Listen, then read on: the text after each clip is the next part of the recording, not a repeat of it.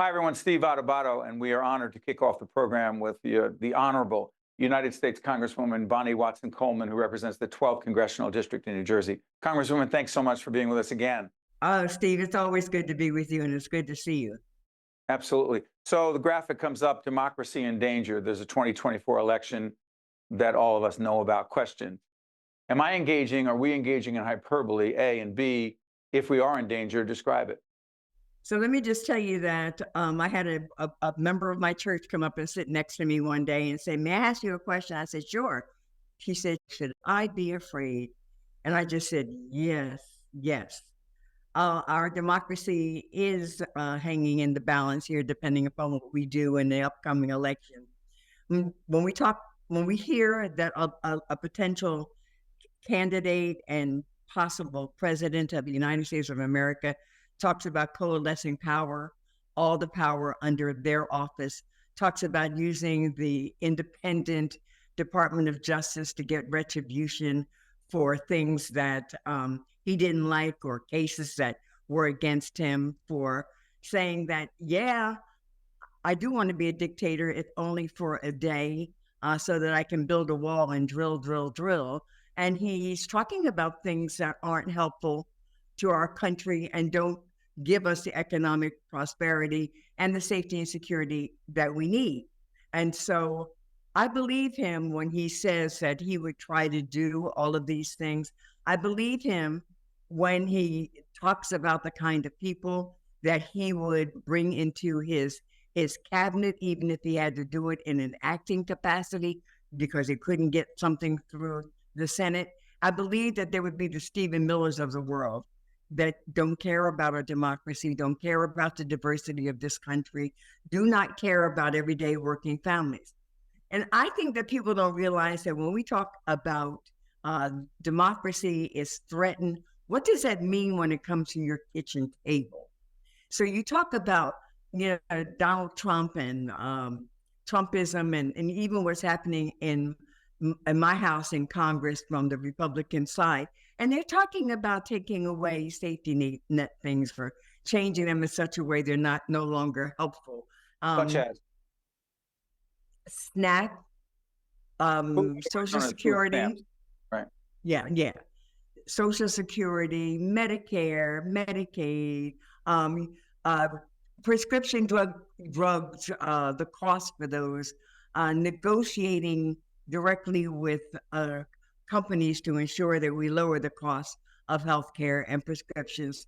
It's a litany of issues, changing the way our schools teach our children, eliminating this whole notion of diversity and equity and inclusion on every level, clearly pointing to there ought to be a one America, and that one America ought to be white and principally ruled by white males. But Congresswoman, while you make the case and people can decide for themselves how they feel about it, there's the thing that I feel we need to put on the table. Do you believe that part of the reason that our representative democracy is in danger is because also the Democrats are about to potentially likely put up a candidate in the President Joe Biden, who will be 86 on the back end of his second term, and a disproportionately high number of younger people, younger African-American citizens, are not drawn to the president. And we don't engage in political prognostication or polls. But I will say this, is the question has to be asked, what are the Democrats doing to contribute to strengthening our representative democracy if Donald Trump is ahead in so many polls against the sitting United States president, who many question his cognitive abilities, not just now, but in a potential second term? I know it's a loaded question, Congressman, but please take it on. Well, first of all, Donald Trump is only 2 or 3 years younger than Joe Biden. Number two, Joe Biden said he wouldn't be running if Donald Trump wasn't running. So we know that he's got enough good sense about him to offer his candidacy one more time to protect our democracy. Number three is, irrespective of Joe Biden's age, look at the things that he's accomplished. Look at what he's done to getting us through the pandemic. Look at what he's done in reducing access to the high cost of insulin. Look at what he's done with CHIPS and PACT and the infrastructure bills that we couldn't get through under younger Republican and Democratic presidents. Look what he did with the Recession Reduction Act. Yeah. Every one of those things he did, Steve, make life better and more protective for everyday working families. So, well, Congresswoman, a second term. I'm sorry for interrupting. A second term. Look, here's the question. You make the case about specific accomplishments. They speak for themselves. But what do you say to millions of Americans? In fact, more independents, a majority of Democrats, and obviously the overwhelming number of Republicans question the president's cognitive abilities in the second term, not just now, but moving forward. So talk to those. How do you project that? What has he done in his administration that suggests to anybody who's really looking at his accomplishments and what they mean to you in sheltering you and feeding you and protecting you and educating you, that suggests that this man has any impairment of his cognitive abilities? Why do you think people think that? Now, he may stumble over words because he has a speech impediment, but he doesn't stumble over concepts. He doesn't stumble over what he thinks is the righteous things to do for this nation. And listen, nobody's perfect, but this man has accomplished more in the 3.5 years of his administration than back there when FDR accomplished his New World and the New Deal.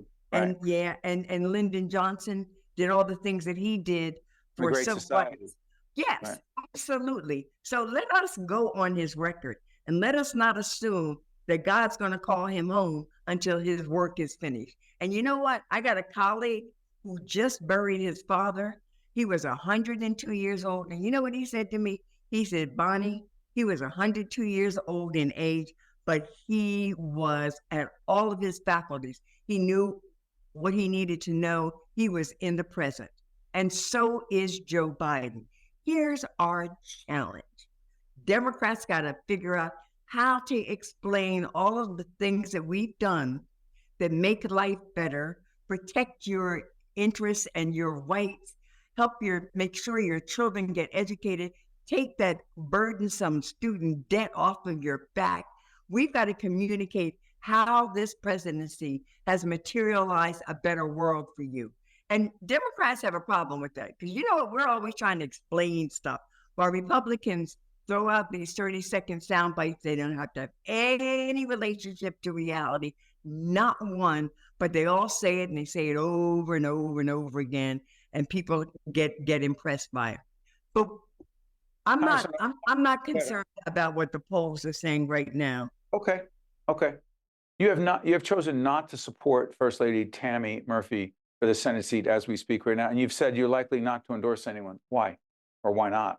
Well, let me tell you, I have tremendous respect for Tammy. I think she's bright and would be a good senator.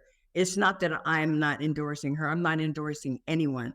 I think that we've got at least 3 good candidates in the mix: Andy Kim, Larry Ham, and of course Tammy. We also may have a 4th one who announces in January, but it's hers to announce. And I think that this is a family dispute that they need to work out, and I just need to stand there on the sidelines, wait for the candidate to be determined, because every one of them is brilliant and ready.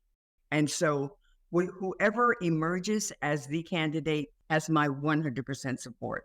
So this is not about not endorsing Tammy, who I absolutely adore. This is about my thinking that my responsibility is to remain neutral and let everyone get their message out. As the Congresswoman mentions the family fight, she means Democrats, not any yeah. I know, I understand, Congresswoman. The Honorable Congresswoman Bonnie Watson Coleman from the 12th Congressional District. Congresswoman, you honor us every time you join us. Thank you so much. Good to see you. Thank you for having me. Absolutely. Stay with us. We'll be right back. Nurses, you rise to the challenge every day. We see you and stand with you. Your scientists, healers, rock star nurses. You give 100%, then find 50% more. For health systems to work, it takes nurses. And for 125 years, we've championed your innovation and grit. And like you, we'll never stop. Also brought to you by Kane University, where Cougars climb higher. New Jersey Sharing Network, Johnson & Johnson, Veolia, resourcing the world. Horizon Blue Cross Blue Shield of New Jersey, here when you need us most. The New Jersey Education Association, PSEG Foundation, Robert Wood Johnson Foundation, working for a healthier, more equitable New Jersey. And by Holy Name,